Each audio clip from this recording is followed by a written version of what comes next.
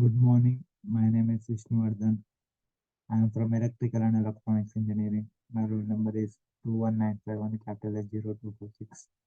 And my today network analysis concept video topic is the steady state analysis of RL circuit in parallel combination with sinusoidal excitation. So what is sinusoidal source? A voltage source produces a voltage that varies as a sine wave with the time. A sinusoidal current source produces a current that varies with the time. The sinusoidal varying function can be expressed either with the sine function or cosine function. Either works equally as well. Both functional forms cannot be used simultaneously. Using the cosine function throughout this article, the sinusoidal varying voltage can be written as V equal to Vm cos omega t plus pi equal to Vm cos omega t plus pi. To aid discussion of the parameters of sinusoidal voltage equation, below is this figure of the voltage versus time plot. Note that the sinusoidal function above repeats continuously on a regular interval. Such a function of an interval is periodic. One key parameter is the length of the time required for sinusoidal function to pass through all its possible values.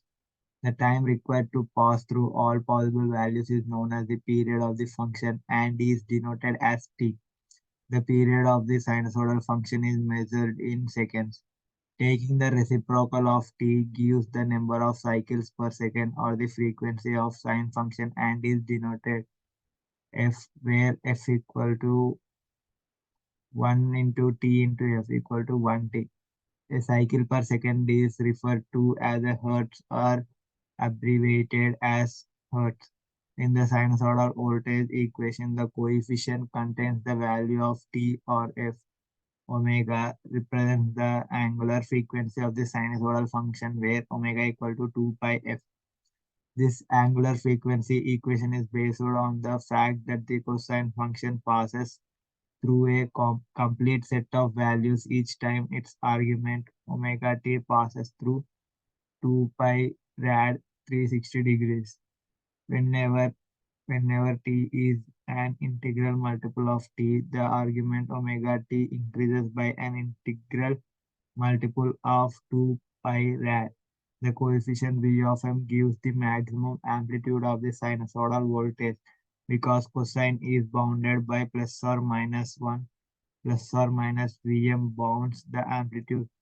The figure above shows these characteristics. The angle pi in equation 1.1 is known as the phase angle of the sinusoidal voltage. This angle determines the value of sinusoidal functions at t equal to 0.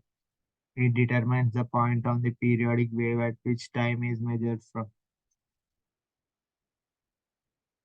If the phase angle pi is changed, it shifts the sinusoidal function along the time axis but does not change the amplitude or the angular frequency.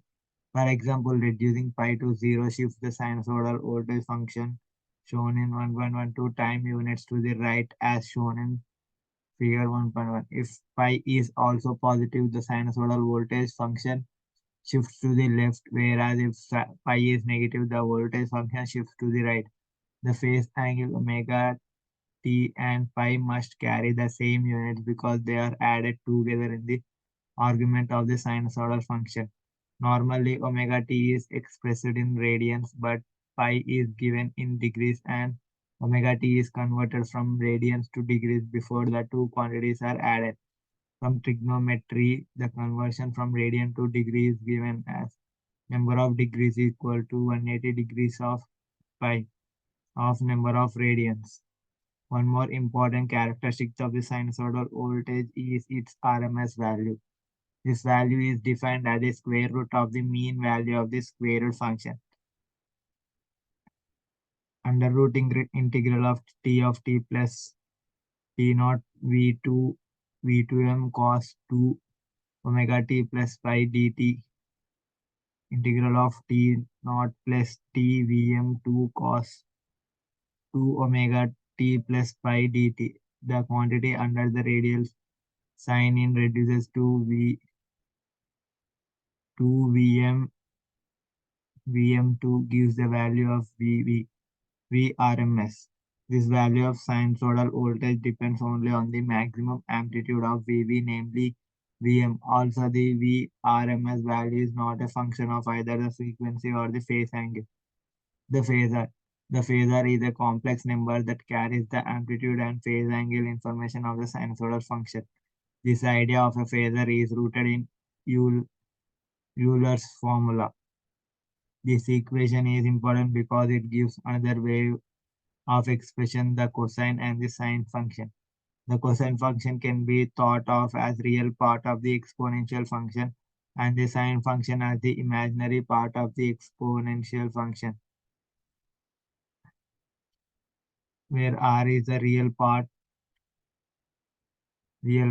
and ij and j is the imaginary part. Using the cosine function in analyzing the sinusoidal study as well as the real part of the exponential function, the sinusoidal voltage function is given as v equal to Vm cos omega t plus pi and v equal to Vm r Eg omega t plus pi. The coefficient v of m can be moved inside the argument of the real part of the function with the altering the result. Reversing the order of two exponential functions inside the argument gives v equal to r Vm Ej pi Ej omega t. In equation 1.11, the quantity Vm Ej pi Vm is a complex number that holds the amplitude and phase angle of the given sinusoidal function. This complex number is also known as the phasor transform of the function. Thus, the phasor transform is given by v equal to Vm Ej pi. This phasor transform transfers the sinusoidal function from the time domain to the complex number domain or frequency domain. One more thing to add regarding is in order the periodic occurrences of the potential function has led to an abbreviation. This abbreviation is the angle notation. Passive circuit element in the frequency domain. First, a relationship must be made between the phasor current and the phasor voltage at terminals of the passive circuit element. Second, a version of Kirchhoff law must be created pertaining to the phasor domain. From Ohm's law, if the current in the resistor varies as the sine wave with time, that is I equal to Im, where Im is the maximum amplitude of the current and theta I is the phase angle of the current. The phasor transform of this voltage is V equal to Rej. No, but Im is the phasor representation of sinusoidal current. So equation 1 second will return V equal to R by V equal to Ra. VI relationship for an inductor. The relationship between the phasor current and the phasor voltage at the terminals of an inductor can be derived by assuming a sinusoidal current and using LdIdt to establish the corresponding values. Thus, for I equal to Im cos omega t plus theta I, the expression for the phasor reference of voltage is equal to j omega L. Equation 1.17 denotes that the phasor voltage at terminals of an inductor equals j omega L times the phasor current. The voltage and the current across the terminals of an inductor are out of phase by exactly 90 degrees. In particular, the voltage leads the current by 90 degrees or equivalent. The current lags behind the voltage by 90 degrees. VI relationship for a capacitor. The relationship between the phasor current and the phasor voltage at the terminals of a capacitor from the derivation of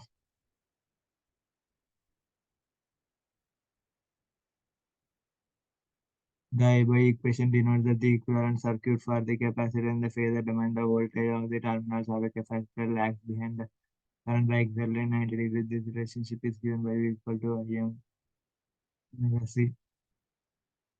Impedance and resistance. Concluding the discussion of the passive circuit elements, the frequency domain, which one more important observation. Unit the impedance of the given circuit element solving for Z It can be shown that the impedance is the ratio of the current element voltage phasor to its current phasor, noting that although impedance is a complex number, it is not a phasor. Recalling a phasor is a complex number that shows up as the coefficient of EZ.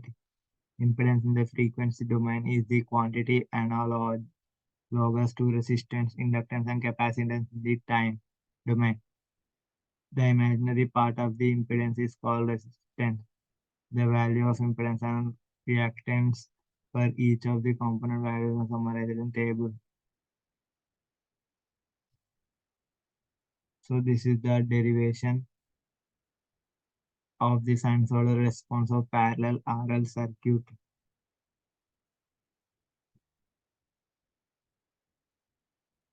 Thank you.